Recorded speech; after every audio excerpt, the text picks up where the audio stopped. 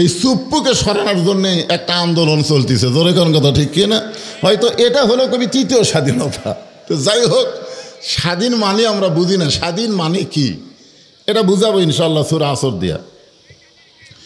তো এখন ৭১ সালে যখন পাকিস্তানের পাঞ্জাবি সৈন্যরা আমাদের বাংলাদেশে আইছিল, তখন হিন্দুরা ওদেরকে দেখি বলতো লা ইলাহা ইল্লাল্লাহ, লা ইলাহা ইল্লাল্লাহ, লা ইলাহা ইল্লাল্লাহ। তখন বলতো বিলকুল ঠিক হয়, ঠিক হয়, ঠিক হয়।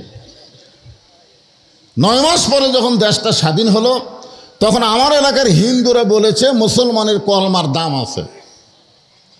তা আমি কইলাম, আপনি হিন্দু হয়ে মুসলমানের কলমার দাম কেমনি বুঝলেন? বলে, যুদ্ধের সময় বুঝেছি, এই কলেমা মুখে জারি থাকার কারণে আর্মির গুলির থেকে বেঁচে গেছি। আমি বললাম, দাদা, শুধু মুখে কলেমা জারি রাখার কারণে যদি আর্মির গুলি থেকে বাঁচেন, ওই কলেমা যদি তাসদিক বিল জেনান কলিজার মধ্যে জায়গা দিবার পারেন, তাহলে জাহান্নামের আগুন থেকে আল্লাহ আপনাকে বাঁচায় দিবে। এখন তাসদিক বিল জেনান এটা কি, এটা কি, এটা বোঝানোর জন্য বলতেছি। লোকটার নাম হলো মীর কাসিম আলী। লোকটার নাম কি? মীর কাসিম আলী। উকিল এসে বলতেছে, স্যার আজকে রাত 12টায় আপনার ফাঁসি হবে। মীর কাসিম আলী মুচকি মুচকি হেসে বলতেছে, এখন কয়টা বাজে? তো বলে, এখন বাজে রাত 9:30। তো বলতেছে, আলহামদুলিল্লাহ, তাহলে এখনো 2.5 ঘন্টা দেরি আছে।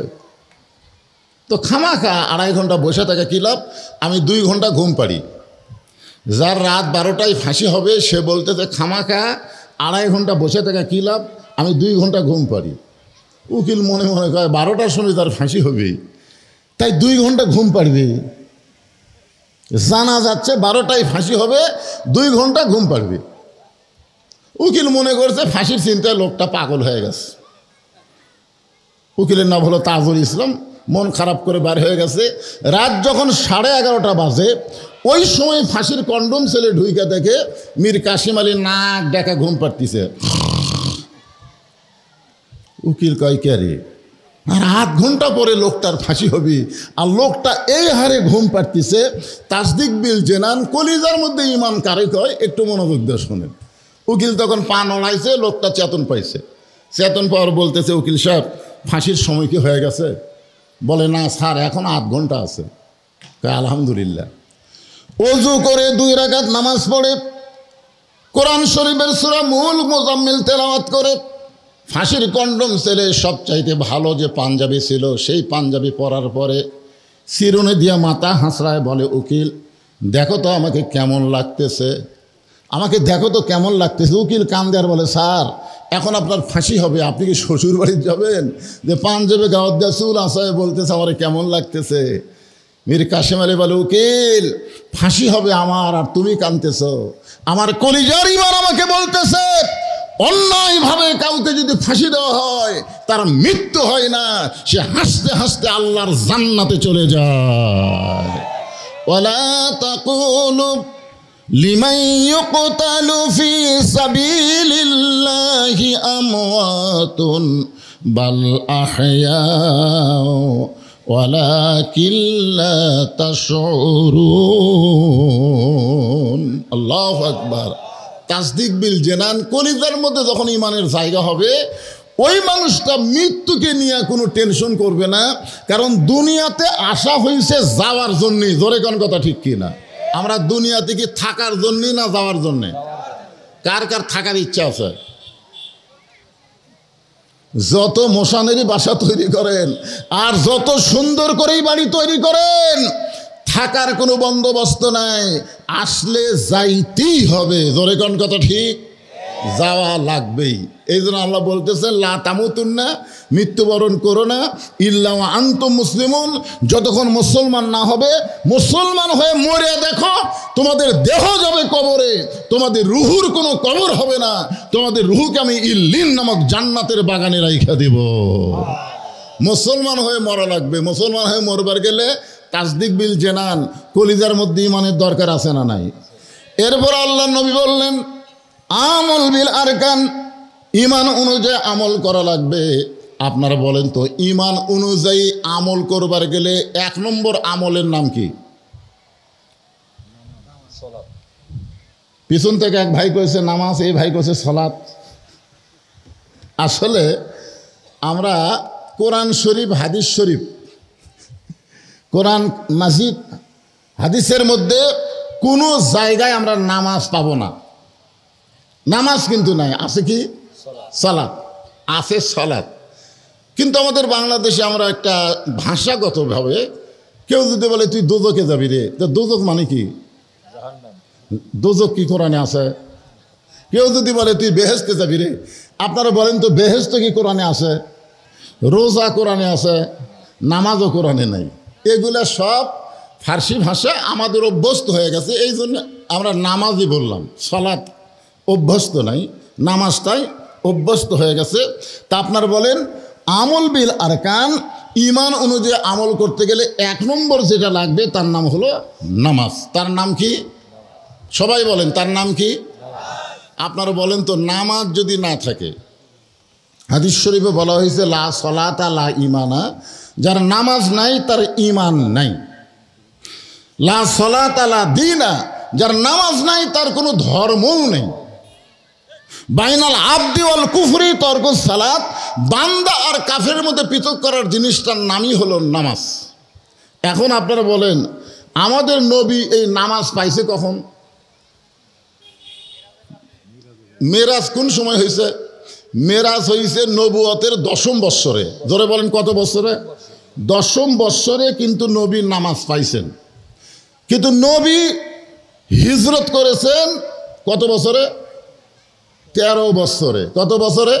13 বছরে। তাহলে নামাজ পাওয়ার পরেও নবী কয় বছর মক্কা ছিলেন? 3 বছর। এই কথাটা মনোযোগ দিয়ে শুনবেন, 3 বছর মক্কায় ছিলেন।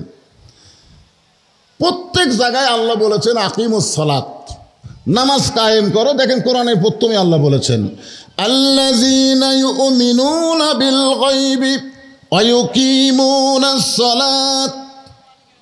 যেখানে আল্লাহ নামাজের কথা বলেছে সেখানে নামাজ কায়েমের কথা বলেছে। নামাজ পড়ার কথা গোটা কোরআন মাজিদের একটা জায়গা তো নাই। জোরে কোন কথা ঠিক কিনা?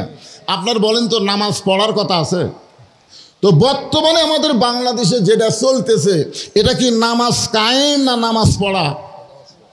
এ কথা কন না কেন? এটা কি নামাজ পড়া না নামাজ কায়েম? হ্যাঁ, এটা নামাজ কায়েম চলতেছে। নামাজ পড়া, যার মন চায় তাই পড়ে, যার মন চায় পড়ে না। আমাদের বাংলাদেশে দেখবেন একদল মসজিদে যাচ্ছে আর একদল মসজিদে ঘাড় বেঁকা করে বাড়ির দিকে যাচ্ছে, অথচ হাইয়া আলাল সালাহ হাইয়া আলাল ফালাহ মুয়াজ্জিন বলেছে। শোনার পরেও মন চাইলে মসজিদে যায়, মন চাইলে যায় না। নামাজি বেনামাজি মিলে একই সাথে আবার খায়। জোরে কোন কথা ঠিক কি না? নামাজি বেনামাজি দেখবেন ছেলের বাপ নামাজ পড়ে, মেয়ের বাপ পড়ে না। আবার মেয়ের বাপ হয়তো নামাজ পড়ে, ছেলের বাপ পড়ে না। দুইজন বিয়ে একসঙ্গে চা খায়। আল্লাহর নবী বললেন, আল্লাহ আপনি নামাজের কথা যেখানেই বলেছেন সেখানে আকিমুস সালাত বলেছেন। তো আমি তো নামাজ তো নিয়ে আসলাম আরশে আজিম থেকে দুনিয়ায়, কিন্তু নামাজ তো কায়েম করার কোনো পরিবেশ পাচ্ছি না। আল্লাহ বলেন, হাবিব বর্তমানে আপনি যেই এলাকায় আছেন সেই এলাকায় আপনি হলেন ইমাম আর নেতা হলো আবু জেহেল। আপনি হলেন কি? আপনি হলেন ইমাম আর নেতাকে আবু জেহেলের মতো নেতা যেখানে থাকবে আর আপনার মতন ইমাম যেখানে থাকবে সেখানে নামাজ পড়া থাকবে, কিন্তু নামাজ কায়েম হবে না। নামাজ কায়েম করতে গেলে যিনি ইমাম তিনিই নেতা হওয়া লাগবে। যিনি ইমাম তিনি নেতা হলে নামাজ কায়েম হবে। এই জন্য আল্লাহ কোরআনে বলেছেন আল্লাযীনা ইম্মাক্কান্নাহুম ফিল আরদ, যখন মুসলমানের মধ্যে কাউকে ক্ষমতার আসন দেওয়া হবে তার 1 নম্বর দায়িত্ব হলো পদ্মা সেতু নির্মাণ করা। নাকি পদ্মা সেতু? 1 নম্বর দায়িত্ব হলো যমুনা ব্রিজ। 1 নম্বর দায়িত্ব মাদক মুক্ত সমাজ। 1 নম্বর দায়িত্ব বাল্য বিয়া বন্ধ করা। এগুলো সবই দায়িত্ব হতে পারে, তবে 1 নম্বর দায়িত্ব হলো আকামুস সালাত, নামাজ কায়েম করা। জোরে কোন কথা ঠিক কি না? নামাজ যতদিন কায়েম না হবে ততদিন আমাদের যুবকগুলোকে আমরা ভালো করতে পারবো না। এরা দিনের ভোট রাতে দিবে, দরজা জানলা বন্ধ করা ভোট দিয়া সকালবেলা বলবে কেউ দেখে নাই, যতদিন পর্যন্ত নামাজ কায়েম না হবে। কারণ নামাজ যখন কায়েম হবে আল্লাহ বলতেছেন ইন্নাস সালাতা তানহানিল ফাহশাই ওয়াল মুনকার, একমাত্র নামাজই পারে মানুষকে যাবতীয় বেহুদা এবং খারাপি থেকে বাঁচায় দিতে। আপনার ছেলের হাতে টাচ মোবাইল আছে না নাই? বাপেরা কথা কোন আছে না নাই? তা আপনার ছেলে যে টাচ মোবাইল নিয়ে সারাদিন ঘরে, রাত যখন 10টা বাজে তখন মনে করে বাপ মা তো ঘুমাচ্ছে, দরজা জানলা বন্ধ করে আমি এখন ইচ্ছা মতো অশ্লীল ভিডিও দেখি, কেউ দেখবার পাচ্ছে না। ওই ছেলেটা যদি 5 ওয়াক্ত নামাজি হয় তখন ওর ঈমান বলবে কেউ না দেখলো আল্লাহ দেখতেছে। জোরে কোন কথা ঠিক কি না? তাহলে আপনার ছেলেকে ভালো রাখতে গেলে 1 নম্বর যেটা লাগবে তার নাম হলো নামাজ। জোরে কোন 1 নম্বর কি লাগবে? নামাজ লাগবে। এই জন্য রাসূল বলেছেন 7 বছর থেকে নামাজের তালিম দাও, 10 বছর থেকে জোর করে নামাজ ধরাও। এখন হয়তো অনেকে বলবেন হুজুর আমাদের ছেলে 5 ওয়াক্ত না পড়ে হুজুর, কিন্তু জুম্মা পড়ে। আপনারা বলেন তো, নামাজের কথা যেখানে বলা হয়েছে সেখানে লা সালাতা লা ঈমানা, এটা কি জুম্মার নামাজ না 5 ওয়াক্ত? আল্লাহ রাসূল যে মেরাজে গেছিলেন, মেরাজে গেলে রাসূলকে আল্লাহ কয় ওয়াক্ত নামাজ দিয়েছেন? আরে বাবা, আমরা নবীর কাছে পাচ্ছি কয় ওয়াক্ত সেটা কোন তো? সেটা কোন 50। খালি আসর মাগরিব এশা এই 3 ওয়াক্ত একটু তাড়াতাড়ি হয়। আসর কিছুক্ষণ পরে মাগরিব, কিছুক্ষণ পরে এশা, তাই আমরা বিরক্ত হয়ে যাই। কিন্তু এত তাড়াতাড়ি নামাজ, একটা শেষ না হতে আর একটা। আসলে 50 ওয়াক্ত নামাজ হতো, 24 ঘন্টার মধ্যে 50 ওয়াক্ত নামাজ পড়লে আমাকে সংসার করা যেত। তা আমরা যেটা পাইছি সেটা কোন? আপনারা বলেন তো, জুম্মার নামাজ ফরজ হয়েছে, এটা কখন ফরজ হয়েছে? জুমার নামাজ, এটা কিন্তু আরশের নামাজ না। এই যে ছেলেরা জুম্মা মারতেছে কয় হুজুর আমাকে মসজিদে মুসল্লি আঁটতেছে না হুজুর, মসজিদ দোতলা করা লাগছে। হায় হায়, দোতলা তাই আঁটে না হুজুর, এত মুসল্লি তোমাকে ফজরের খবর কি? যেদিন জুম্মার নামাজের মতন মুসল্লি ফজরের নামাজে হবে সেদিন বাংলাদেশে নামাজ কায়েম হবে। জোরে কোন কথা ঠিক কি না? মনে করেন আল্লাহ খুশি হয়ে রাহমাতুল আলামিন, না আল্লাহ হচ্ছে লা তাকনাতু মির রাহমাতিল্লাহ, ইন্নাল্লাহা ইয়াগফিরুয যুনুবা জামিয়া ইন্নাহু হুয়াল গাফুরুর রহিম। আল্লাহর দয়ার কোনো শেষ আছে? তো আল্লাহ বলতেছে হাসরের ময়দানে, এই যারা 5 ওয়াক্ত নামাজ পড়ো নাই, শুধু জুমার নামাজ পড়েছো, আমি আল্লাহ তাদেরকে জান্নাত দিয়ে দিলাম, যাও। তখন জুম্মা পার্টিটা খুশি হবি, বুঝলেন? হায় হায় রে, খালি জুম্মা পড়ছি, সবার শেষে যাই আগে আছি, তাই আল্লাহ আমাকে জান্নাত দিল। এক দৌড়ে জান্নাতের কাছে গিয়ে দেখবে বিশাল একটা তালা। তা আল্লাহ জান্নাত তো দিলেন, তালা কেন? আল্লাহ বলে খুঁজা দেখ, চাবি তোর কাছে আছে। তখন খুঁজা দেখবে একটা চাবি আছে, তালার মধ্যে ঢুকে ঠিকই, কিন্তু চাবি ঘোরে না, ঢুকছে ঘোরে না। তো বলে আল্লাহ ঘোরে না তো? কয় পাগলা, তালার মধ্যে 5টা দাগ আছে, তোর চাবির মধ্যেও 5টা দাগ থাকা লাগবে, দাগে দাগে মিল হবে, কুট্টুস করে খুলে দেবি। তখন কে আল্লাহ এটা কিসের দাগ? বলে এই 5টা দাগ হলো 5 ওয়াক্ত নামাজ। বলে আমরা তো 5 ওয়াক্ত পড়িনি, খালি জুম্মা পড়ছি। আল্লাহ তখন বলবে জান্নাত দেখে ফেরত আয়। যারা শুধু জুম্মা মারতেছে এরা জান্নাত হয়তো দেখবার পারবে, কিন্তু ঢুকবার পারবে না। জান্নাতে ঢুকতে গেলে ফালিয়াবুদু রাব্বা হাযাল বাইত আল্লাযী আত'আমাহুম মিন জু'ইন ওয়া আমানাহুম মিন খাউফ। আল্লাহু আকবার। নামাজ, আল্লাহ বলতেছেন ওই ঘরের মালিকের যারা গোলামি করবা, আমি আল্লাহ তোমাদেরকে 2টা পুরস্কার সঙ্গে সঙ্গে দিব। 1 নম্বর পুরস্কার হলো তোমাদের রেজেকের কোনো পেরেশানি থাকবে না, রেজেক নিয়ে তোমাদের চিন্তা করা লাগবে না। আর 2 নম্বর হলো যাবতীয় ভয় থেকে, ওই ভারতের অ্যাটম বোম, ওই আমেরিকার অ্যাটম বোম, অমুকের হাইড্রোজেন বোমা, কোনো বোমার ভয়, কোনো কিছুর ভয় তোমাদের কলিজায় থাকবে না। পুরাপুরি নিরাপত্তা আমি আল্লাহ শুধুমাত্র নামাজের মাধ্যমে দিয়া দিব। এখন আসেন, গরমের দিন তো খুব লম্বা করা যাবে না, সূরা আসরের 4টা পয়েন্ট আপনাদের সামনে ওয়াজ করা লাগবে। তো এখন ওয়ামিলুস সলিহা আপনার ধরে নিলেন, পুরুষের জন্য 1 নম্বর নেক আমল হলো নামাজ। জোরে কেন 1 নম্বর নেক আমল কি? সবাই বলেন 1 নম্বর নেক আমল কি? আর নারীদের জন্য 1 নম্বর নেক আমল, এটা আর জোরে কয় না। নারীদের জন্য 1 নম্বর নেক আমল কিন্তু নামাজ না। কারণ কোনো মেয়ে মানুষ যদি 7 ওয়াক্ত নামাজ পড়ে, 7 ওয়াক্ত বোঝেন, চাষ পড়ে, তারপরে ইশরাক পড়ে, 5 ওয়াক্ত নামাজ পড়ে, তাহাজ্জুদ মারে, কিন্তু পর্দা করে না। যেরকম সাবেক প্রধানমন্ত্রী বলতেছে আমি তাহাজ্জুদ পড়ি, জোরে কোন কথা ঠিক কিনা? তাহাজ্জুদ শামীম ওসমান কয় হামও তাহাজ্জুদ পড়ি 70 রাকাত। যাই হোক, আমি আপনাদের বলতেছি যে মেয়েদের জন্য 1 নম্বর নেক আমলের নাম কি? পর্দা। একদিন আল্লাহর নবী ফাতেমার ঘরের মধ্যে গেলেন, মায়েরা অনেক আইছে, মেয়েদের কোনো ওয়াজ হয় না। এক মেয়ে যাচ্ছে আর বলতেছে একটা বক্তা আমাকে ওয়াজ করে না, কি কি সব হয়ে যায়। কারণ আমাদের মাগুলো যদি ভালো না হয়, আমরা মরদগুলো যতই ভালো হই কাম হবে না। কারণ একটা ভালো সন্তান নিবার গেলে একটা ভালো মায়ের দরকার। জোরে কোন কথা কন না কেন? একটা ভালো মা যদি না হয় ভালো সন্তান কেমনে হব? এই জন্যে মায়ের। আল্লাহর নবী ফাতেমার ঘরের মধ্যে গিয়ে বললেন, ফাতেমা তুমি শুনলে খুশি হবে, শুধুমাত্র আল্লাহর পর্দা মানার কারণে আল্লাহ তোমাকে জান্নাতি নারীদের নেত্রী হিসাবে ডিগ্রি দিয়েছে।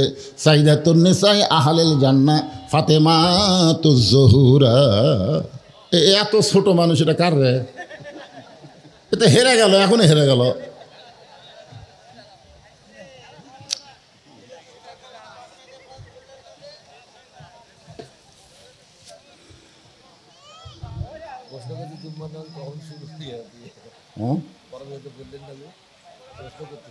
কি কি কি কি বলছিলাম? মদিনা যখন রাষ্ট্র গঠন হচ্ছে তখন রাষ্ট্র কায়েম বলবো। তোমার কি ওয়া শেষ করছি? আমি শেষ করছি। হিজরার কয় কাপড় সেটা বলবো না আমি? সব ওয়াজ করে তারপর চলে যাবো। সুবহানাল্লাহ। ফাতেমা খুব খুশি হয়ে গেছে, সেই খুশি। মায়েরা একটু মনোযোগ দেওয়া শোনেন, আপনাদের ওয়াজ শুরু হয়ে গেল। আল্লাহ রাসূল বললেন, ফাতেমা তুমি জান্নাতীদের নেত্রী হলে কি হবে? আল্লাহ তোমার আগে একজন মেয়েকে জান্নাত দিবে। যেই বলছে তোমার আগে একজন মেয়েকে জান্নাত দিবে, সঙ্গে সঙ্গে ফাতেমার মনটা ভার। রাসূল বললেন, আল্লাহ তোমাকে জান্নাতীদের নেত্রী বানাছে, কিন্তু তুমি নেত্রী হলে কি হবে? তোমার আগে একটা মেয়েকে আল্লাহ জান্নাত দিবে। ফাতেমা মন ভার করে বলতেছে, বাবা আল্লাহ আমাকে জান্নাতীদের নেত্রী বানালো, কিন্তু আমার আগে একটা মেয়েকে জান্নাত কেন দিবে? মেয়েদের মধ্যে একটু হিংসা আছে, কিন্তু নাই? আছে না নাই? আছে। যেরকম হাসিনা প্রধানমন্ত্রী হওয়ার পরে খালেদা শাশুড়ি যদি বেঁচে থাকে, কারণ ই যদি বেঁচে থাকে তাহলে তো যে কোনো সময় আবার দেখেন তো হাসিনা কিভাবে গেল আর খালেদা কিভাবে গেছিল লন্ডনে, আবার কিভাবে ফেরত আসলো। কত মানুষ তাকে সাদর সম্ভাষণা জানালো, সম্মান দেওয়ার মালিককে। তো ইজ্জুমান তাশা ও তুজিল্লুমান তাশা বিয়াদিকাল খায়র ইন্নাকা আলা কুল্লি শাইইন কদির। এটা হাসিনা বোঝেইনি। একসময় হাসিনা বলতেছে, আমি আর্মির বাড়ির থেকে কেন বার করছি? এই সব অহংকারী কথা বলছে। এটা মেয়ে মানুষের মধ্যে বেশি হয়। আমার বড় মেয়ে মাছের তরকারি পাক করে আমাকে খাবার দিয়েছে, তা আমি খাচ্ছি, মেয়েটা আমার সামনে ঘুর ঘুর করে ঘুরতেছে। আমি বুঝবার পারছি আমার মেয়ে কিছু শুনবার চায়, তাছাড়া ঘরে কেন। তাই বললাম, মা বাংলাদেশে বহু জায়গা তো ওয়াজ করছি, মা এত সুন্দর মাছের তরকারি কেউ দেয়নি, মনে হয় মধু। তখন মেয়েটা আর এক টুকরো আমার দিছে। আমি মেয়েদের মুখে হাসি ফুটায় যখন খাচ্ছি, তাকাই দিকে ওর মাও খালি গাল ফুলে বসে আছে। আমি বললাম, কে গো তোমার কি আছে? এখন থেকে মেয়ের বাড়িতে পার হয়ে যান, আপনার মেয়েই পারে, আমি পারি। আমি তখন করলাম, এরা কি জাত রে? মেয়ের প্রশংসা করলে মা বেজার হয়, এই জাতের নামই হলো নারী জাত। জোরে কোন কথা ঠিক কিনা? ফাতেমা বললেন, বাবা কোন আমলের কারণে যে মেয়েটা আমার আগে জান্নাতে যাবে, ওই মেয়েটার বাড়ি কোথায়, মেয়েটার পরিচয় কি? আল্লাহ নবী বললেন, ফাতেমা ওই যে একটা জঙ্গল দেখতেছো, বলে হ্যাঁ। ওই জঙ্গলের সামনে ছোট্ট একটা বাড়ি, ঝুবড়ি বাড়ি, বলে হ্যাঁ। ওই বাড়িটা হলো একটা কাঠুরিয়ার বাড়ি। ওই কাঠুরিয়ার বিবি জামিলাকে আল্লাহ তোমার আগে জান্নাত দিবে। সঙ্গে সঙ্গে ফাতেমা বলে, বাবা সাধারণ একটা কাঠুরিয়ার বউ জামিলা এমন কি আমল করলো যে আমল করার কারণে আমার আগে আল্লাহ জান্নাত দিবে? রাসূল বললেন, ফাতেমা কোন আমলের কারণে আল্লাহ তোমার আগে তাকে জান্নাত দিবে যদি তুমি জানবার চাও, তাহলে তদন্ত করে জেনে নাও। পরের দিন আসরের নামাজের পরে ফাতেমা চুপি চুপি পর্দা নিশি ফাতেমা চুপি চুপি জামিলার বাড়ির দরজায় জামিলা জামিলা বলে ডাকতেছে। জামিলার দরজায় যেই বলতেছে আমারে কে ডাকেন, বলে আমি নবীর মেয়ে ফাতেমা, তোমার বাড়িতে একটু ঢুকবার চাই। জামিলা ছোট্ট বাচ্চার মতন কান্দের বলে আমার সারা জীবনের সাধনা ছিল একটা বারের জন্য নবীর মেয়েকে দেখা। ফাতেমা বলতেছে তাহলে কান্দার কি দরকার, দরজা খুললেই তো আমার সঙ্গে তোমার দেখা হবে।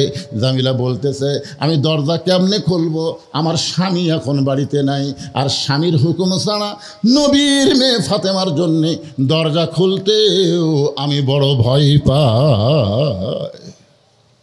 ফাতেমা চমকে উঠছে, ওরে বাবা রে, একটা মেয়ে মানুষের সাথে একটা মেয়ে মানুষ দেখা করবে, এখানেও বলে স্বামীর হুকুম লাগবে, তাও সাধারণ মেয়ে না, নবীর কলিজার টুকরা ফাতেমা।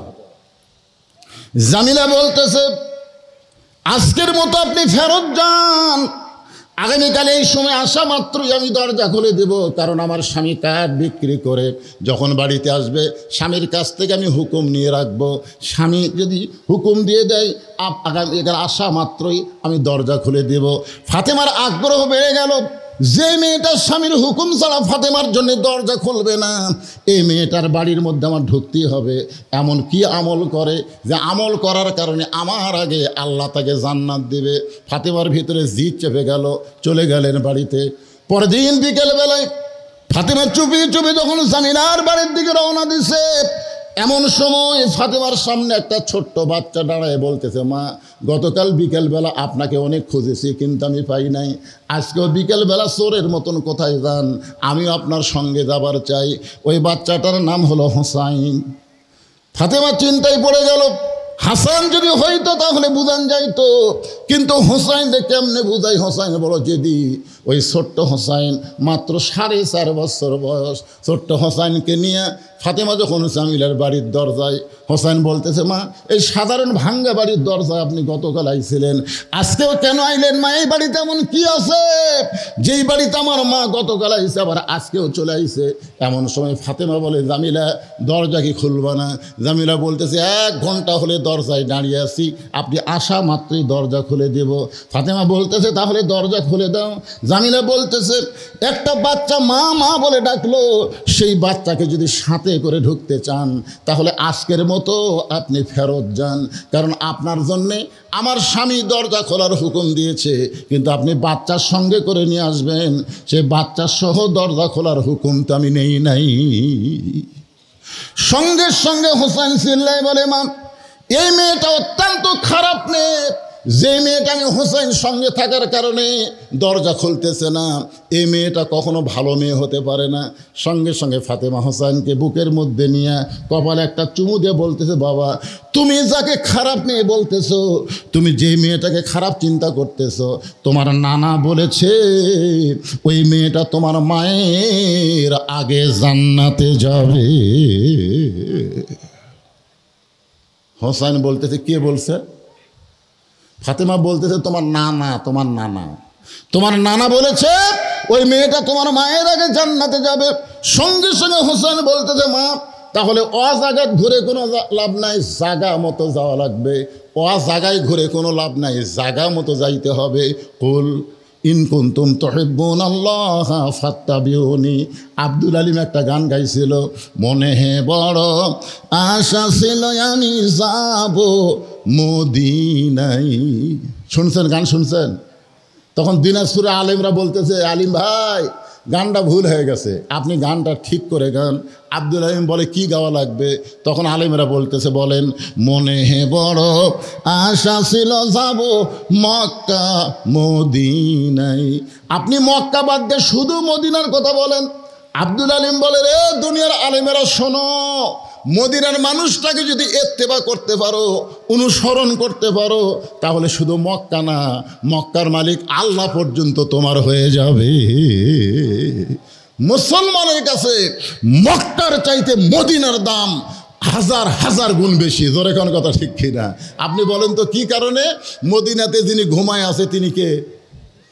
তিনি যখন হিজরত করে মদিনায় গেছিলেন, মক্কা বিজয়ের সময় কাবা ঘরের দরজা খুলে দেখি 360টা মূর্তি। ওমর ফারুক বললেন, সি সি সি, কাবা ঘরের মধ্যে মূর্তি। আল্লাহ কি করলো? আল্লাহ রাসূল বলেন, ওমর, ঘর আল্লাহর হতে পারে, কিন্তু আল্লাহ হেফাজত করবে না। আল্লাহর ঘরের কাছে আল্লাহওয়ালারা থাকা লাগবে। জোরে কোন কথা ঠিক কিনা? আপনারা বলেন তো, মসজিদের মালিককে?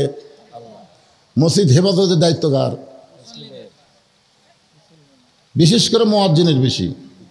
মুয়াজ্জিন এশার নামাজ পড়ে চলে গেছে, তালা দেয়নি, মনে ভুলে কি দেয়নি, তালা দেয়নি। সকালে এসে আজান দিবার এসে দেখে ভোরের সময় মাইক নাই। তাহলে আপনারা বলেন তো, কমিটির লোক দোষ দিবে কাক? আল্লাহ না মুয়াজ্জিন? ঘর কার? তাহলে আল্লাহর ঘরতে মাইক নিয়ে গেল, আল্লাহ কি করলো? আমাকে একজন বলে, হুজুর, গাজার মুসলমানকে, ফিলিস্তিনের মুসলমানকে ইহুদির বাচ্চারা এতভাবে মারতেছে, আল্লাহ কি ঘুম পাড়তিছে? আমি বললাম, কেরে পাগলা, ওই ইহুদির বাচ্চা করুক, জাগা দিছে কে?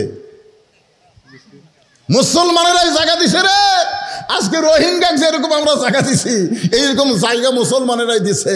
এখনো ওই ফিলিস্তিন, ওই গাজার আশেপাশে অসংখ্য মুসলিম দেশ আছে। জোরে কোন কথা কন না কেন? একবার যদি পেশাব করে দেয়, ইসরায়েল পেশাবের স্রোতে ভাসে যাবে। আপনি জানেন, গোটা পৃথিবীতে মাত্র 80 লক্ষ ইহুদি আর 250 কোটি মুসলমান। আচ্ছা, 250 কোটি মুসলমান যদি একসাথে পেশাব করে দেয়, ওই 80 কোটি থাকবি? হ্যাঁ হ্যাঁ, কয়েকদিন আগে ভারতের মোদি তো সেই রকম মোশান মারছে। একজন আবার যে একটা আছে পশ্চিম বাংলার, ওই তর্ক, পাকিস্তান ধ্বংস করতে বলে 1 ঘন্টায় রাখবি না। আজকে গালো থাকতে কান্দিস কে? সব বিমানবন্দর বন্ধ হয়ে গেছে। এমন মারিছে বুঝলেন পাকিস্তান। মুসলমানও ছিলিস না তো। পাকিস্তানের একজন নেতা বলেছে, মুসলমান মরলে শহীদ, বাঁচলে গাজী, আর হিন্দুরা মরলে জাহান্নাম যাবি কোথায়? জোরে কোন কথা ঠিক কিনা? তাই যান, একটু মনোযোগ দিয়ে শুনবেন। আসল জায়গায় ফাতেমার হাতটা ধরে টেনে টেনে হোসেন নিয়ে গেছে নানার কাছে। জোরে বলেন, কার কাছে? যেই নানা তার মাকে বলেছে, তার মায়ের আগে কাঠুরার বউ জামিলা জান্নাতে আগে যাবে। এই জন্য নবীর কাছে গিয়ে ফাতেমা বলতেছে, বাবা, আমার কোনো দোষ নাই, আমার কোনো দোষ নাই। আমি প্রথম দিন গেছি, স্বামী হুকুম পাইনি দেখে দরজা খোলেনি। আমি দ্বিতীয় দিন গেছি, এই হোসাইন সাথে থাকার কারণে দরজা খোলে নাই। আমি দরকার হলে আরও 10 দিন যাব, কোন আমলের কারণে আমার আগে কাঠুরের বউ জান্নাতে যাবে এটা আমি জানবো। কিন্তু এই হোসাইন আমার সর্বনাশ করছে। এই হাত ধরে টানে আপনার কাছে নিয়ে যাচ্ছে, আমার কিন্তু দোষ নাই। হোসাইন মায়ের হাত ছাড়ে যায়, নানার হাত ধরে বলতেছে, নানা, আপনি আমার মাকে চেনেন? নানা, আপনি আমার মাকে চেনেন? যদি আমার মাকে চিনতেন তাহলে এই কাঠুরার বাড়ির দরজায় আমার মাকে পাঠাতেন না। প্রত্যেকটা সন্তান তার মাকে অত্যন্ত ভালোবাসে। জোরে কোন কথা ঠিক কিনা? নানা, আপনি বলেন, কোন আমলের কারণে ওই কাঠুরার বউ আমার মায়ের আগে জান্নাতে যাবে?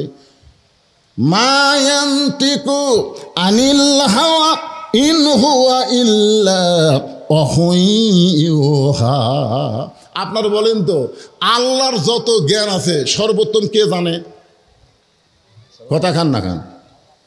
এই যে একটা গান কয় না তাহেরি, আল্লাহর ধন নবীরে দিয়া, আল্লাহ আছে গায়েব হইয়া। ঠিক আছে, এটা ঠিক। আল্লাহর ধন মানে কি? আল্লাহর কি? আল্লাহর কোরআন কাক দিছে? নবীরে দিয়া। আল্লাহ আছে গায়েব হইয়া, নবীর ধন সব আলেম নিয়ে গোটা পৃথিবীময় আলোচনা করতেছে। জোরে কোন কথা ঠিক কিনা? এই জন্যে বলেছে, আল উলামাও ওয়ারাসাতুল আম্বিয়া, আলেমরা হচ্ছে নবীদের ওয়ারিস। কিন্তু তাহিরি সমস্ত আলেমক মাইনাস করে নবীর ধন খাজা নিয়ে, নবীর ধন খাজা নিয়ে সব আলেমক বাদ দিছে। নবীর ধন খাজা নিয়ে শুয়ে আছে আজমিরে, এই পর্যন্ত বললে তাও হতো। কিন্তু লাস্টে সেরেকের কথা বলতেছে, কেউ ফিরে না খালি হাতে, খাজারে তোর দরবারেতে, কেউ ফিরে না খালি হাতে, আল্লাহ তোমার দরবারেতে। জোরে কোন কথা ঠিক কিনা? কথা বলেন, খাজার দরবারে না আল্লাহর দরবার? ইমান যদি পোক্ত করতে চাই, ইয়াকা নাবুদু ওয়া ইয়াকা নাস্তাইন, আমরা গোলামি করি, কার সাহায্য চাই? কার কাছে? জোরে বলেন। আল্লাহ ছাড়া দেওয়ার কেউ আছে? ভারত বলেছিল পেঁয়াজ বন্ধ করে দিলাম, চিনি বন্ধ করে দিলাম, আলু বন্ধ করে দিলাম, বাংলাদেশের মানুষ না খেয়ে থাকবে। ভারত বন্ধ করে দিছে, ওমা মিন দাব্বাতিন ফিল আরদি ইল্লা আলাল্লাহি রিজকুহা, আল্লাহ তাআলা রিজিকের দরজা খুলে গেছে। আপনার বলেন তো এর আগে রমজান মাসে যত বছর জিনিসপত্রের দাম এবছর তার চাইতে কম না বেশি? কি শান্তি! এই শান্তি হওয়ার পিছনে দুটা কারণ। একটা কারণ হলো আমরা ভারতের দিকে খেয়াল করিনি, আল্লাহর দিকে খেয়াল করছি। আর 2 নম্বর কারণ হলো বর্তমানে মরদ মানুষ ক্ষমতার চেয়ারত বসে আছে। মরদ মানুষ থাকলে আল্লাহর রহমত হয়। মা তারাক্তু বাদে আলা উম্মতি ফিতনাতুন আদর আলা রাসূল মিনান নিসা, রাওয়াহুল বুখারী কিতাবুল ফিতান। বুখারী শরীফের কিতাবুল ফিতান অধ্যায়ে আল্লাহ রাসূল বলেছেন, আমার পরে আমার উম্মতের জন্য সবচাইতে বড় বিপদ হলো মরদ মানুষের জন্য নারী নেত্রী হওয়া। এই নারী নেত্রী যতদিন আমাদের বাংলাদেশে ছিল, আমরা দুর্নীতিতে চ্যাম্পিয়ন, অভাব অনটন, জিনিসপত্রের দাম বেশি। ধরে কোন কথা ঠিক খেয়ে না? এখন থেকে আমাদের স্লোগান হলো মেয়ে মানুষের দিন শেষ, মরদ মানুষের বাংলাদেশ। জোরে কোন কথা ঠিক কি না? কি রাজি?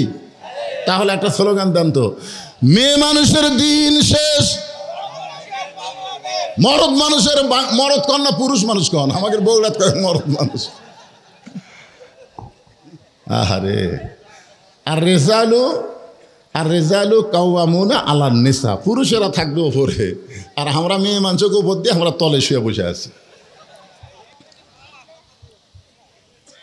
আল্লাহ নবীর হাতটা ধরে বলে, না না, কোন আমলের কারণে সাধারণ একটা কাঠুরার বউ আমার মায়ের আগে জান্নাতে যাবে, এটা না বলা পর্যন্ত আমি আপনার হাত ছাড়ব না। এভাবে হোসাইন নানার হাত ধরেছে, নবীর হাত কিন্তু ধরেনি। ধরছে কার হাত? কথা কয় না। আমাদের কাছে নবী, হোসাইনের কাছে নবী। নবী যদি হতো তাহলে না আমাদের শেষদাত গেলে পিঠের উপর চড়ে চল ঘোড়া চল, চল ঘোড়া চল, চল ঘোড়া চল বলে পারতো। কারণ নানা আছে, নানার হাত ধরে বলতে যতক্ষণ না বলবেন আমি হাত ছাড়তেছি না। সঙ্গে সঙ্গে নবী ডাক দেয়, আলী রে, আলী। তো হযরত আলী দৌড়ে এসে বলে, লব্বাইকা রাসূলুল্লাহ। দেখ, আমি এখন রসুল নাই, আমি তোর শ্বশুর, আর তুই আমার জামাই। লাঠি ধরছে হাত, মেয়ে আছে দাঁড়ায়। এখন এই ঘরের মধ্যে আমরা কে? আমি শ্বশুর, তুই জামাই, আমার মেয়ে আর লাঠি। এই লাঠি হাত ধরে বলতেছে, কোন আমলের কারণে কাঠুরে বউ জামিলা তার মায়ের আগে জান্নাতে যাবে, এটা না বলা পর্যন্ত আমার হাত ছাড়বে না। আলী বলতেছে, জোরে ধর হাত, আরো জোরে ধর। নবী বলতেছেন, কেন? তো কে আগে জান্নাতে যাবে এটা মরদ মানুষ কন, মেয়ে মানুষ কবর গেছেন কেন? আপনি যদি বলেন 1 নম্বর আবু বকর, 2 নম্বর ওমর, 3 নম্বর ওসমান, 4 নম্বর আলী, 5 নম্বর আব্দুর রহমান ইবনে আউফ, 6 নম্বর জুবাইর, 7 নম্বর তালহা, 8 নম্বর সাদ ইবনে আবি ওয়াক্কাস, 9 নম্বর আবু সাইদ, 10 নম্বর উবাদা ইবনুল জাররাহ। এই 10 জনের আশারে মুবাশশারা কোনো সাহাবী কোনোদিন কইছে যে আবু বকর 1 নম্বর হলো কেন, উমর 1 নম্বর হোক, উমর কেন 2 নম্বর হলো, ওসমান 4 নম্বর হোক, এরকম কে কইছে? মরদ মানুষের ধান্দা হলো জান্নাত তালি হলো। আর আপনি মেয়ে মানুষের কাছে কবর গেছেন, অমুকের আগে অমুক জান্নাত যাবি, তো এই হবি। আল্লাহ রাসূল বলেন, আলী, সেই দিন তোমাকে নিষেধ করেছিলাম, আজকে তোমাকে বলার হুকুম দিলাম, তুমি মেহেরবানি করে বলে দাও।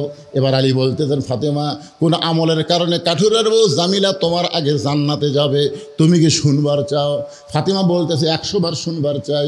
আলী বলতেছেন, শুনবার গেলে ধৈর্য ধারণ করা লাগবে, কারণ এক মেয়ের প্রশংসা আর এক মেয়ের সামনে করা যায়। মেয়ের তো দূরের কথা, আপনি প্রশংসা যদি হুরেরও করেন বইয়ের কাছে, খালি করে দেখেন। কোনোদিন একদিন একটু হুরের প্রশংসা বইয়ের কাছে করে দেখেন, বউ কি করে খালি দেখতেন। কোনো মেয়ে মানুষের প্রশংসা তো করাই যাবে না, খালি হুরের প্রশংসা করছি আমার বইয়ের কাছে। আল্লাহ যদি আমাকে জান্নাত দেয়, হুরের নাক হবে এইরকম, চোখ হবে এইরকম, তারপরে হুরের রং, গায়ের রং এরকম। কিছুক্ষণ পরে আমার বউ দেখি বালুস বগলের মধ্যে নিয়ে চলে যাচ্ছে। আমি কোথায় যাও? বলে হুর নিয়ে থাকেন, আমার কি দরকার? সেদিন থেকে আমি তওবা করছি, জীবনে বইয়ের কাছে আর হুরের গল্প করবো না। আল্লাহ যা দেয় দেখ, কিন্তু হুরের গল্প আর বইয়ের কাছে করা যাবে না। আলী বললেন, ফাতেমা, একটু ধৈর্য ধারণ করা লাগবে। ফাতেমা বললেন, ইন্নাল্লাহা মা'আস সাবিরিন, ধৈর্যশীলদের সঙ্গে কে থাকে? সূরা আসরের 4 নম্বর বিষয় হলো অতাওয়াসাউ বিস সবর। আছে না নাই? আমি কিন্তু 2 নম্বরের ওপর ওয়াজ করতেছি। ও আমিলুস সালিহা, পুরুষের জন্য 1 নম্বরে নেক আমল হলো নামাজ, আর নারীদের জন্য 1 নম্বর হলো পর্দা। এইটা নিয়ে ওয়াজ করতেছে। এখন খেয়াল করে আলী বলতেছেন, ফাতেমা তোমার কি মনে আছে একদিন দুপুর বেলায় তুমি আমার কাছে এসে কান্না শুরু করে দিলে? আমি বললাম, ফাতেমা কান্দো কেন? তুমি তখন কইলে হাসান হোসেন না খাইয়া ঘুমায় গেছে, ঘুম থেকে চেতনা পাইলে খাবার চাবে, গোটা বাড়ি খুঁজে দেখি খাবার কোনো ব্যবস্থা নাই। ওগো স্বামী, আপনার পকেটেও কোনো টাকা নাই যে আপনি খাবার কিনবেন, তাই বাধ্য হয়ে এই ওন্নাটা আপনার হাতে দিলাম। এই ওন্নাটা বিক্রি করে যেই টাকা হবে সেই টাকা দিয়ে হাসান হোসেনের জন্য একটু খাবার কিনে আনবেন। আলী বলে, ফাতেমা তোমার ওন্নাটা আমি জামার পকেটের মধ্যে নিয়ে বাজারে গেলাম, জামার পকেটে নিয়ে বাজারে ঘুরতেছি, কিন্তু আমার মন বলতেছে, আলী রে ওন্নাটা বিক্রি করবার গেলে খরিদ্দার যদি জিজ্ঞাসা করে কার ওন্না, তুই যদি বলিস আমার বইয়ের ওন্না, তাহলে খরিদ্দার মনে মনে চিন্তা করবে পুরুষ মানুষ বইয়ের জিনিস যখন বেচা খায় ওই পুরুষটা হলো দুর্বল পুরুষ। আলী বলতেছেন, ফাতেমা তোমার ওন্না পকেটের মধ্যে নিয়ে গোটা বাজার ঘুরতেছি, কিন্তু পকেট থেকে ওন্না বের করার বিক্রি করার সাহস পাচ্ছি না। এমন সময় এক খরিদ্দার আমার সামনে এসে আমার সালাম দেয়া বলে, আলী ভাই আপনি মনে হয় কিছু বিক্রি করবেন। আমি আলী আশ্চর্য হয়ে গেলাম, পকেটের ওন্নার খবর আল্লাহ আর আলী ছাড়া কেউ জানে না। আর খরিদ্দার বলতেছে, আপনি মনে হয় কিছু বিক্রি করবেন। আমি তাকায় দেখি খরিদ্দারের একটা ব্যাগ আমার সামনে ফাঁক করে ধরেছে। আমি পকেট থেকে ওন্না বের করে যখন ব্যাগের মধ্যে দিলাম, ওই খরিদ্দার ব্যাগের মাথাটা ধরে একটাবার ওন্নার দিকে তাকাইলো না, আমার হাতে 6টা দেরহাম দিয়ে খরিদ্দার চলে গেল।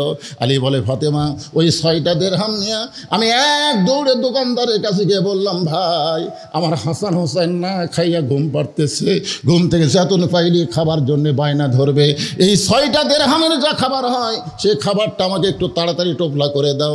দোকানদাররা তাড়াতাড়ি টোপলা করে যখন আমাকে খাবার দিবে, আমি পকেট থেকে 6টা দেরহাম দোকানদারকে দিব। এমন সময় একজন ফকির আমার সামনে এসে কান্দের বলে, আলী আজকে 3 দিন হলে আমার বাড়িতে কোনো খাবার নাই, মেহেরবানি করে আমাকে একটু সাহায্য করো। আমি আলীর এত রাগ হয়ে গেল, আমি 6টা দেরহামের খাবার টোপলা নিব, আর এমন সময় ফকির আমার সামনে দাঁড়িয়ে গেছে। আমি মনে হয় ফকির কিন্তু বলতে চাই, এমন সময় আল্লাহর কোরআন আমার সামনে এসে বলতেছে, আম্মা সাইলা ফালা তানহার, আলী রে সায়েলকারীর সঙ্গে খারাপ ব্যবহার করিস না। আলী বলে, ফাতেমা আল্লাহর কোরআনকে সম্মান দিয়ে আমি মনে মনে নিয়ত করলাম 1টা দেরহাম ফকিরকে দান করব, আর 5টা দেরহামের খাবার নিয়ে বাড়ি যাব।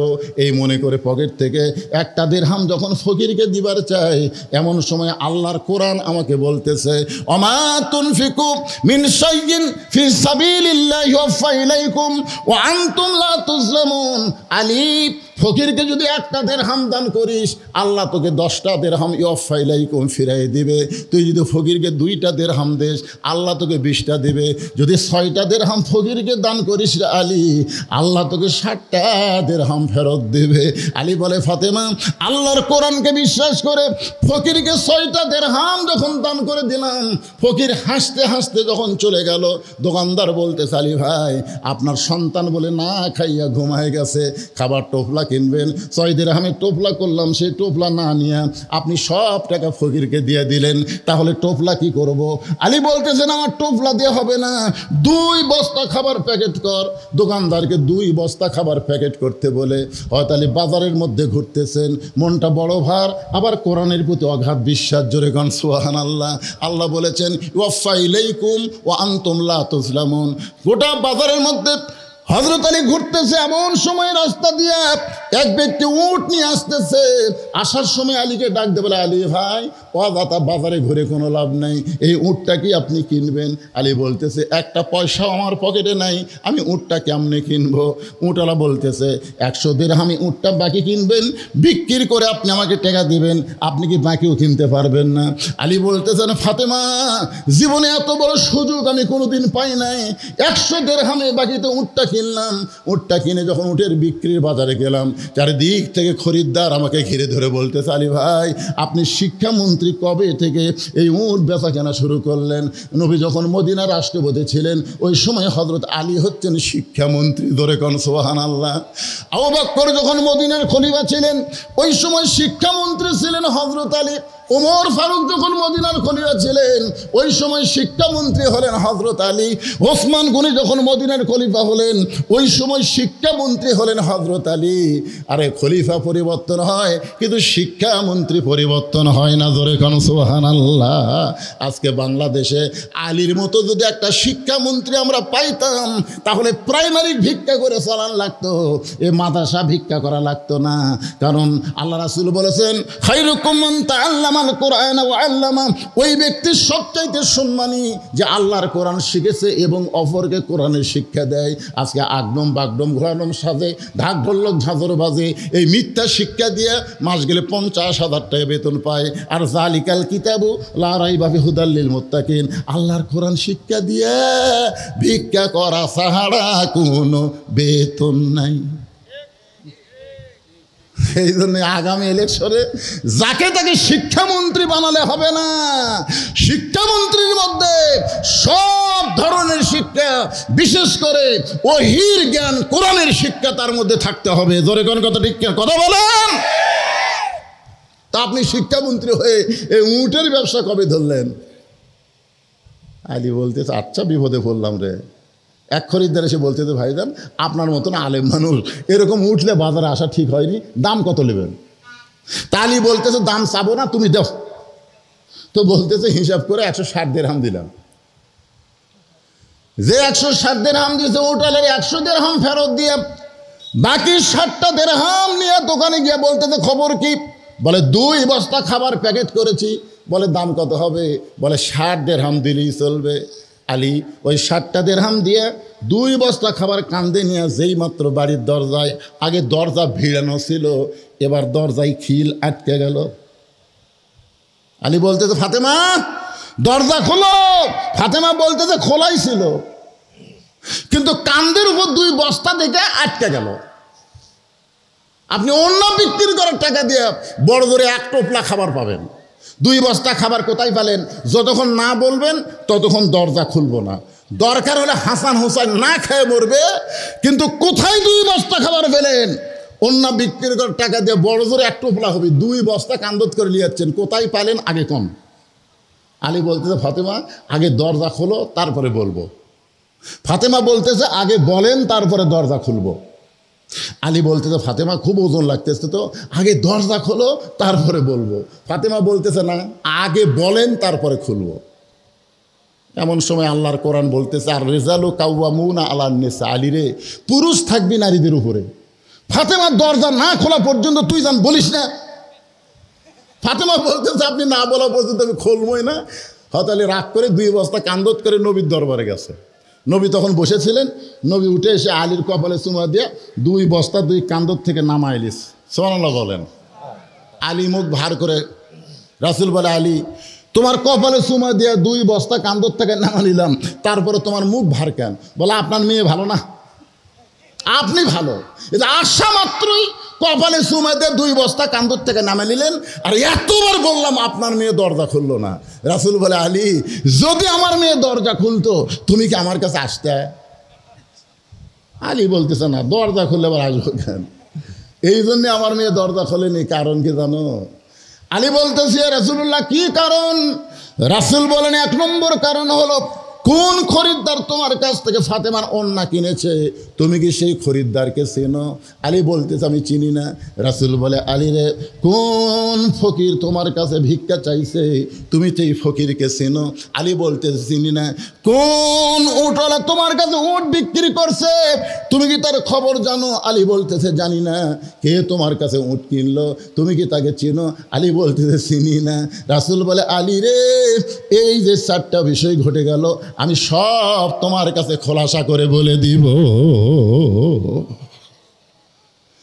কোন ফকির ভিক্ষা চাইছে, কোন খরিদ্দার ওন্না কিনছে, কে উট বিক্রি করলো, কে আবার উট কিনে নিল। রাসূল বলতেছে আমি তোমাকে বলবো আলী তুমি শুনবা?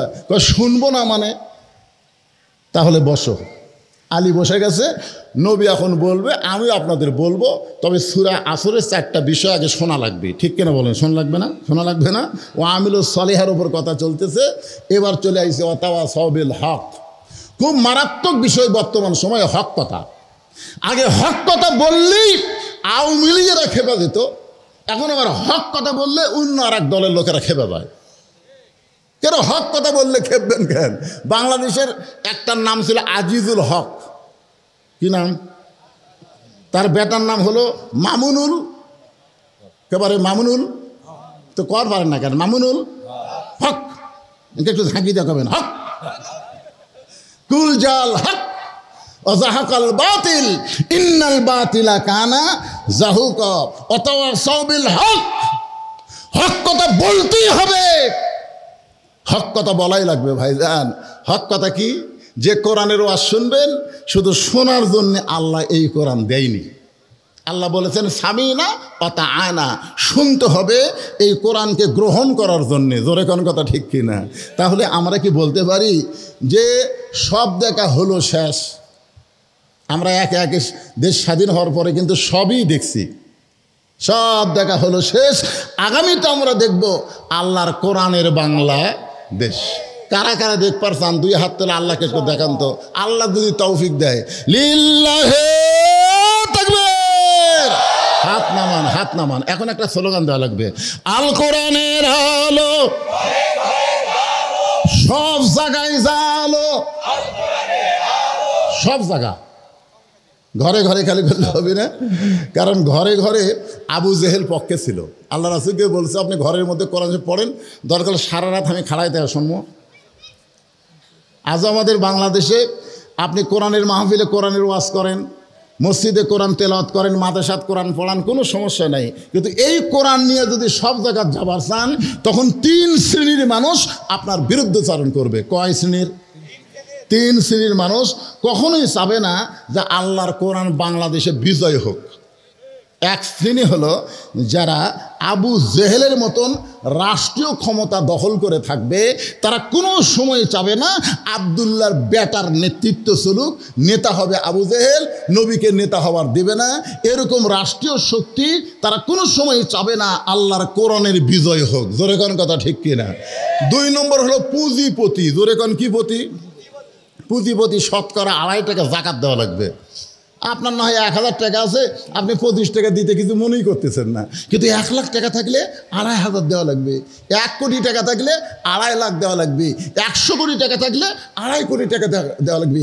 1000 কোটি টাকা থাকলে 25 কোটি টাকা দেওয়া লাগবে। আর তার 10,000 কোটি টাকা আছে। আপনারা বলেন এই বাংলাদেশে 1000 কোটি টাকার উপরে কমপক্ষে 10,000 ধনী লোক আছে, 10,000-এর বেশি ধনী লোক আছে। এই ধনী লোক যদি শতকরা 2.5 টাকার জাকাত দিবার চায়, যদি জাকাত দেওয়ার জন্য বাধ্য করা হয়, বাংলাদেশে কোনো গরিব থাকবে না। জোরে কোন কথা ঠিক কিনা? কিন্তু ওরা চাবে না যে আল্লাহর কোরআন বিজয় হোক, কারণ কোরআন বিজয় হলে সুদ বন্ধ হবে, জাকাত ভিত্তিক অর্থনীতি চালু হবে। পুঁজিপতিরা এটা কোনো সময় চাবে না। জোরে কোন কথা ঠিক কিনা? আর এক শ্রেণী হলো যারা ধর্মলিয়া ব্যবসা করতেছে। ধর্মলিয়া ব্যবসা করা বোঝেন না? আমার দয়াল বাবার দরবারেতে কেউ ফিরে না খালি হাতে। আসে না নাই? সব তাকত করে গরু টরু নিয়ে আমাদের বগুড়া থেকে যাচ্ছে। কে বাবা কোথায় যাচ্ছেন? হুজুর দোয়া করবেন, বাবার দরবারে যাচ্ছি। কে তোর বাপ নাই? তুই যে বাবার দরবারে গরু নিয়ে যাস, তোর কি বাপ নাই? বুড়া বুড়ি বাসে আছে। আর বাপকে বুড়া বুড়ি বানাচ্ছে, আর 18 শিরক বানাচ্ছে বাবা। এই সময় সমস্ত মাজারপন্থীরা, পীর পূজারীরা কোনো সময় চাবে না আল্লাহর কোরআন বিজয় হোক, কারণ কোরআন বিজয় হলে ওগুলো ধান্দা ধর্ম ব্যবসার চলবে না। ধরে কোন কথা ঠিক কিনা? ওয়াতাওয়াসাউ বিল হক, এই হকের উপর কথা বলে লাস্টে হবে ওয়াতাওয়াসাউ বিস সবর। এখন আমি আপনাদের কাছে, আলী কিন্তু বসে আছে, আর নবী বলতেছে, আলী রে, ফাতেমার ওন্না কে কিনেছে তুমি কি শুনবা?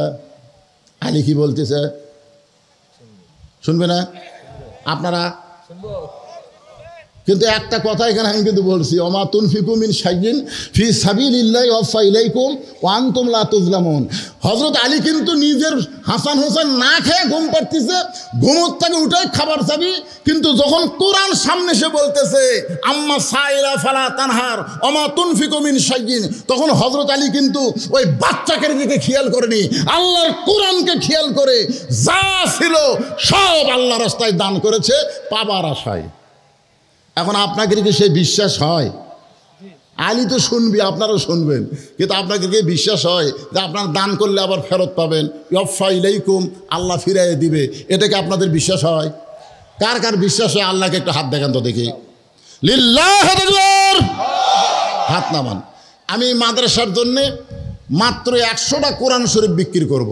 এই মাদ্রাসায় আপনাদের এতগুলো মানুষ 100টা কোরআন শরীফ দান করা লাগবে। একটা কোরআন শরীফ মাত্র 500 টাকা। এই টাকা আমি বাকিতে নিব না, নগদ।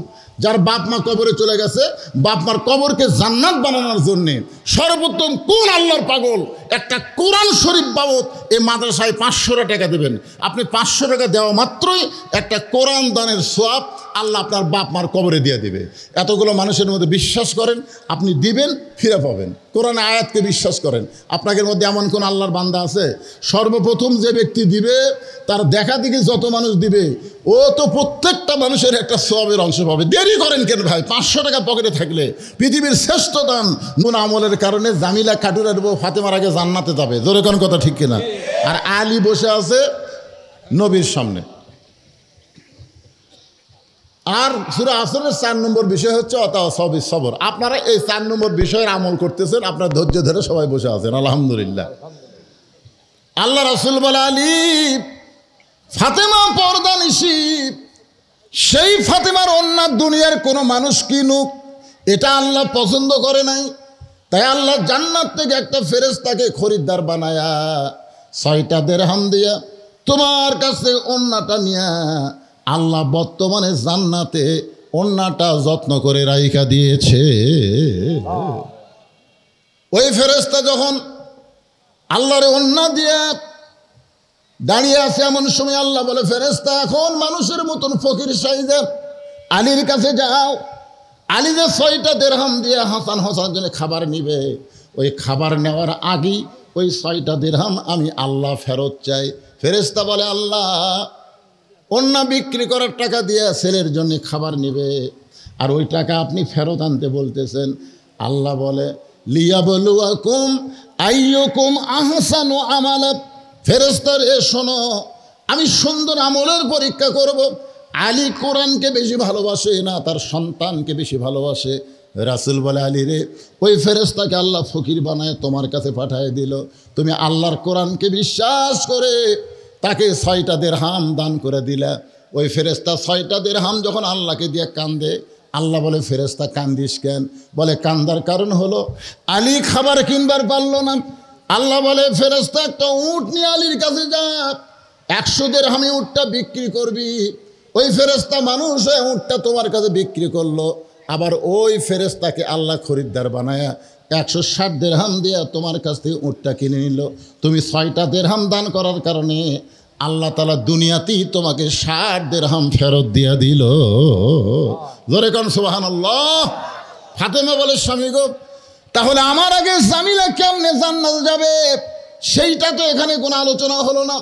আলী বলতেছেন, ফাতেমা শোনো, তুমি জান্নাতি নারীদের নেত্রী হওয়ার কারণে আল্লাহ তোমাকে হেঁটে হেঁটে জান্নাত দেবে না, আল্লাহ তোমাকে উটের পিঠে করে জান্নাতে বহন করে নিবে। তুমি খাতুনে জান্নাত হওয়ার কারণে, জান্নাতি নারীদের নেত্রী হওয়ার কারণে আল্লাহ তোমাকে উটের পিঠে করে জান্নাতে নিবে। কিন্তু উটটা কিছু দূর যাওয়ার পরে উটটা আর জান্নাতের দিকে যাবে না, সামান্য দূরে গেলেই জান্নাত, কিন্তু উটটা ওইখানে ব্রেক হয়ে যাবে। ফেরেশতা বলে, আল্লাহ খাতুনে জান্নাত ফাতেমাকে নিয়ে উটটা যাইতেছিল, কিন্তু হঠাৎ উটটা ব্রেক হয়ে গেল, এখন কি হবে? আল্লাহ বলে, উটটা যদি যাবার না চায় তাহলে টেনে টেনে উটটাকে নিয়ে যাওয়া লাগবে। ফেরেশতা বলে, আল্লাহ উটের তো কিছুই নাই, আমরা কি ধরে টানবো? আল্লাহ বলে, এ ফেরেশতা, ফাতেমার ওন্না কোথায় রাখছো? ওই ওন্নাটা এনে উটের গলায় বেঁধে দাও। আলী বলে, ফাতেমা তোমার ওড়নাটা উটের গলায় বেঁধে দেওয়া হবে, ওড়নার একটা অংশ নিচের দিকে ঝুলতে থাকবে। ফেরেশতারা বলবে, আল্লাহ এখন কে উটটাকে টেনে জান্নাতে নিয়ে যাবে? আল্লাহ তখন বলবে, রে জামিলা, কাঠুরার বউ জামিলা, তোমার স্বামী সব সময় আমার কাছে দোয়া করতো, আল্লাহ আমার যে বউটা স্বামীর হুকুম ছাড়া ফাতেমার জন্যে দরজা খোলে না, নবীর মেয়ে ফাতেমার জন্যে আমার হুকুম ছাড়া যে বউটা দরজা খোলে না, আমি সারা জীবন বউকে কিছুই দিবার পারিনি, আমি একটা গরিব স্বামী হয়ে তোমার কাছে দোয়া করি, আমার জামিলাকে তুমি সবার আগে জান্নাত দিও। আলী বলে, ফাতেমা তুমি নবীর মেয়ে, খাতুনে জান্নাত, আমি কোনোদিন তোমার জন্য দোয়া করিনি, কারণ তুমি তো জান্নাতে যাবেই, কিন্তু স্বামীর দোয়া যে আল্লাহ ফেরত দেয় না, ওই কাঠুরার দোয়া আল্লাহ ফেরত দেয়নি বলে জামিলাকে বলবে, রে জামিলা, ওই আমার খাতুনে জান্নাত ফাতেমার উটটা টেনে টেনে তুমি জান্নাতে নিয়ে যাও। জামিলা এসে ওড়নার আগা ধরে উটটাকে টেনে টেনে নিয়ে যাবে। তুমি ফাতেমা মনে করবা আমি জান্নাতে যাচ্ছি, কিন্তু আল্লাহর কৌশল হলো তোমার পা জান্নাতে পড়ার আগে ওই জামিলার পা জান্নাতে আগে যাবে। সঙ্গে সঙ্গে ফাতেমা চিল্লায় বলে, আল্লাহ যে মেয়েরা পর্দার মধ্যে থাকবে আর যে মেয়েরা স্বামীর হুকুম মতো চলবে, স্বামীর কথা মতো চলবে, স্বামীকে শ্রদ্ধা করবে, এই সকল মেয়েদেরকে ফাতেমা জামিলার সঙ্গে আল্লাহ জান্নাত দিও। আমার মায়েরা যারা পর্দার অন্তর আছেন, আপনাদের 1 নম্বর আমল হলো পর্দা। পর্দা যদি না থাকে কোনো ইবাদত আল্লাহ কবুল করবে না। আর 2 নম্বর আমল হচ্ছে স্বামীর কথা মতো চলা, নিজের ইচ্ছা মতো চলতে পারবেন না। আল্লাহ রাসূল বলেছেন, আল্লাহর পরে কাউকে যদি সেজদা দেওয়ার হুকুম থাকতো তাহলে প্রত্যেকটা স্ত্রীকে বলতাম স্বামীর পায়ে সেজদা করো, কিন্তু আল্লাহ ছাড়া কাউকে সেজদা দেওয়ার হুকুম নাই। এই কথার দ্বারা আল্লাহ বুঝাই দিলেন, মেয়ে মানুষের কাছে সবচাইতে দামি ওই মহান ব্যক্তি আল্লাহর পরেই হলো তার স্বামী। আপনারা বলেন তো, আমাদের মা বোনদের জন্য ও আজকে কম হচ্ছে না? ঠিক আছে, মাশাল্লাহ। ওই ওরা যাওয়ার সময় বলতেছে, আমার জামাই ওয়াজ করতেছিল, আমি আসতেছিলাম, একটা ওয়াজও করে না, সন্ধ্যার থেকে বসে আছি, মেয়ে মানুষের কোনো ওয়াজই করে না। তা আমি সেদিন মেয়ে মানুষের ওয়াজ করে দিলাম, অতাওয়া সবিল হকের উপর কথা হয়েছে, এবার শেষ হলো অতাওয়া সবিল সবর। একটু মনোযোগ দিয়ে শোনা লাগবে ভাইজান। অতাওয়া সবিল, এই মুরব্বীরা উঠলেন কেন? একটা পয়েন্ট, এই পয়েন্টটা শুনলেই সূরা আসর আপনাকে কমপ্লিট হয়ে যাবে। আপনারা বলেন তো, যে মেয়ের কোনোদিনও বাচ্চা হয়নি, বিয়ে হয়েছে, এবার প্রথম বাচ্চা হবে, ওই কি প্রসব বেদনা বোঝায়? আপনারা বলেন প্রসব বেদনা বোঝায়? কিন্তু প্রসব বেদনা কিন্তু কঠিন একটা ব্যথা। কি বলবো প্রসবের কথা, মা বিনে সেই ব্যথা কেউ তো বুঝিবে না। মাজন ঠেকিয়া সন্তানের দেয়, অকালে মা মারা যায়, কেন সে মায়ের ভক্তি করো না, এমন দরদি ভবে কেউ হবে না আমার মা গো। প্রসব ব্যথা শুরু হয়েছে। আমার বউকে আমি বলছিলাম যে প্রসব ব্যথা যখন তোমাদের শুরু হয় কিভাবে শুরু হয়? তার বউ বলতেছে, আপনি মরদ মানুষ, শুনে কি করবেন? আমি বললাম, ওয়াজ করি তো, যদি বলা লাগে। তো বলতেছে, শোনেন, বাচ্চা বার হবে নিচের দিকে। আপনারা বলেন তো, মেয়েদের বাচ্চা নিচ দিয়ে বার হবে না? কিন্তু ব্যথা কলজা কামড়া ধরে, এত ব্যথা হয়। এক সময়, এটা প্রথম তো কোনোদিনও বাচ্চা হয়নি, প্রথম বাচ্চা হচ্ছে, মরে যাবো, গলার দড়ি দেবো, বিষ খাবো, এই জীবন আর রাখবো না, এরকম চিল্লাচিল্লি যেই করতেছে, দাদি নানি দৌড়ে এসে ধাক্কা ধাক্কা ঘরের তোলে, কিসের মরবুরে, কিসের গলার দড়ি, কিসের বিষ খা, চোখ জোর করে শোয়া দিয়ে ঠান্ডা পানির মধ্যে নরম কাপড় চুপড়ায় কপালে দেয় আর বলে, ধৈর্য ধর, অতাওয়া সবের সবর, ধৈর্য ধর। তুই কি জানিস, বাপের পায়ের তলে সন্তানের জান্নাত নয়, মায়ের পায়ের তলে সন্তানের জান্নাত। আপনারা বলেন তো, সন্তানের জান্নাত কার পায়ের তলে? মায়ের পায়ের তলে সন্তানের জান্নাত। এত অধৈর্য হলে তুই কেমনে মা হবি? তোর পায়ের তলে কেমনে সন্তানের জান্নাত হবে? ধৈর্য ধর। কই আর যে পারতেছি না, কই ধৈর্য ধর, একটু জোরে কান্দার চাই, জোরে কান্দিস না, দাঁতের উপর দাঁত দিয়ে, জোরে কানলে পাশের বাড়ির লোক শুনতে পাবে যে বাচ্চা হওয়ার সময় মা তাই চিল্লাচিল্লি করছে, দাঁতের উপর দাঁত দেয়, ধৈর্য ধারণ করে। দাদি আর নানি কী করে, ওই নরম কাপড় চুবড়ায় কভারের উপর দেয়, ওই দাঁতের উপর দাঁত দেয়, ধৈর্য ধারণ করে। অতাওয়া সবির সবর, ধৈর্য ধারণ করতে যে কত কষ্ট, নিজেদের রক্ত বের হচ্ছে।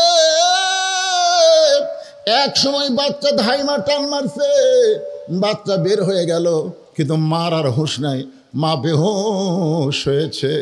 এখন মায়ের কি হয়েছে, মা তো বেহুশ অবস্থায় পড়ে আছে, বাচ্চাকে গোসল করায় ওই বাচ্চা যখন মায়ের বুকের উপর দেয়, বাচ্চার দেহের পরশে মা হুঁশ ফিরে পায়। মা হুঁশটা যখন ফিরে পায় তখন বাচ্চাকে আলগা হাতের উপরে নিয়ে মুখে গলায় চুমা খাই। দাদি নানি বলতেছে, চুমা কেন খাচ্তেছিস?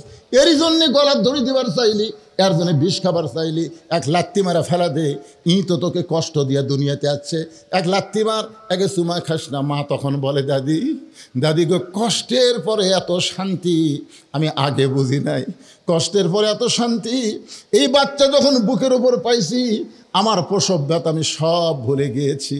15.5 বছর হাসিনা কষ্ট দিয়েছে, তার আগে আমাদেরকে কষ্ট দিয়েছে। যারা কোরআনের আন্দোলন করে, কোরআনের বিজয় চায়, অনেকের ফাঁসি হয়েছে, অনেকের জেল হয়েছে। আমি এই পর্যন্ত 9 বার জেলে গেছি, আমাকে রিমান্ডে নিয়ে আমার আঙ্গুল ভেঙে দিয়েছে। এত কষ্ট আমরা সহ্য করেছি, প্রসব বেদনার মতন কষ্ট সহ্য করেছি। কষ্ট সহ্য করে কারো ফাঁসি হয়ে গেল, কারো জেলখানার মধ্যে, আবার ডাক্তার হাসপাতাল নিয়ে গিয়ে হত্যা করা হলো। কোরআনের পাকে আল্লামা সাঈদীকে এত নির্যাতনের পর, এত কষ্টের পরে মা যেমন সন্তানকে বুকে পাইলে সব কষ্ট ভুলে যায়, আর প্রসবের কোনো কষ্ট থাকে না। আমার সব কষ্ট ভুলে যাব যেদিন আল্লাহর কোরআন দেয়া বাংলাদেশ চলবে, আর বাংলার আকাশে কলেমার পতাকা পথ পথ করে উড়বে। এই জন্য আমাদের ধৈর্য ধরার দরকার আছে না নাই? দরকার আছে না নাই? ওয়ালা নাবলুওয়ান্নাকুম বিশাইইম মিনাল খাউফি ওয়াল জুই ওয়া নাকসিম মিনাল আমওয়ালি ওয়াল আনফুসি ওয়াস সামারাতি ওয়াবাশশিরিস সাবিরিন। অবশ্যই আল্লাহ তাআলা অচিরেই আমাদের বাংলাদেশে, গোটা বাংলাদেশ আপনাদের দোয়ায় ঘুরতেছি, যা দেখতেছি আর যা বুঝতেছি, আগামীর দিন হবে আল্লাহর কোরআনের দিন। আল্লাহ কবুল করুক। সকলে বলে আল্লাহুম্মা আমিন। অনেক গরমের মধ্যে ধৈর্য ধারণ করে আপনারা আলোচনা শুনলেন। আল্লাহ আজকের মাহফিল সকলের হেদায়েতের জন্যে, নাজাতের জন্যে, জান্নাতের জন্য আল্লাহ কবুল করো। ওঠেন না ভাইজান, সংক্ষিপ্ত একটা মোনাজাত হবে। আসমানের বালা, জমিনের বালা, কত বালা আছে সামনে, বুঝতেছেন না? 47টা মানে নগদ 45টা পাওয়া গেছে, আর 2 জন ওয়াদা করেছেন এই 47টা কোরআন শরীফের দাম। আচ্ছা ঠিক আছে, শোনেন। একটু পুরো ফেললেন। হিজরা কি? ও হিজরা, শোনেন, হিজরা যদি মেয়ে মানুষের সাথে চলাফেরা করে, হিজরা যদি মেয়েদের সঙ্গে চলাফেরা করে তাহলে 5 কাপড়, আর যদি পুরুষের সাথে চলাফেরা করে তাহলে 3 কাপড়। আর হিজরা কেমনে হয় শোনেন, হিজরা কিন্তু ওই সন্তানের দোষ না, দোষ হলো বাপ মায়ের। মাসিক অবস্থায় কোনো স্বামী জোর করে স্ত্রীর সাথে যদি মিলন করে, ওই মিলনের মাধ্যমে যদি বাচ্চা পেটে আসে, কনসেপ্ট হয়, সেই বাচ্চা হিজরা হয়। আমার কথাটা বুঝলেন? আল্লাহ পাক আমাদের বুঝ মোতাবেক আমল করার তৌফিক দেখ। জি কি সেটা বলেন, মামাই বলেন।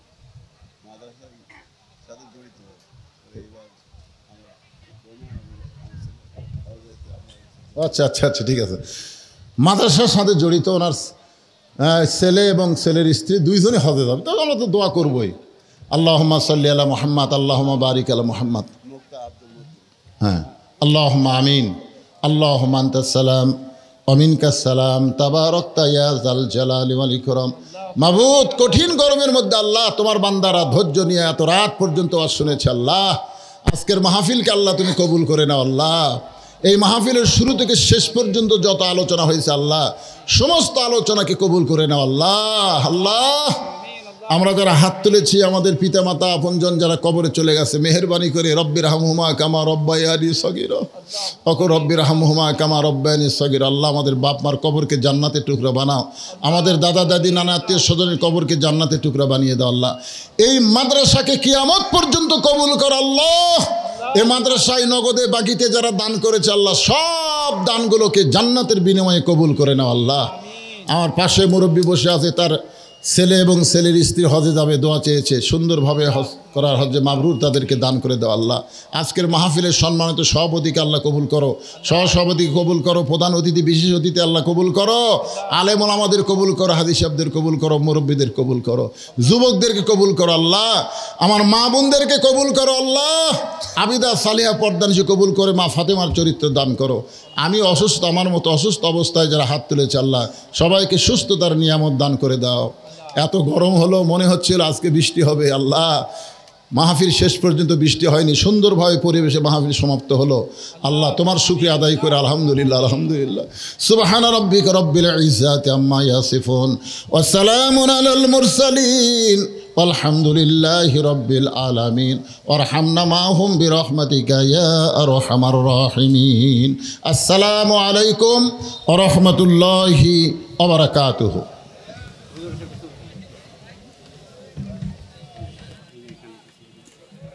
আইদুল ভাই হুজুরের সাথে একটা ছবি উঠলাম আপনার সঙ্গে।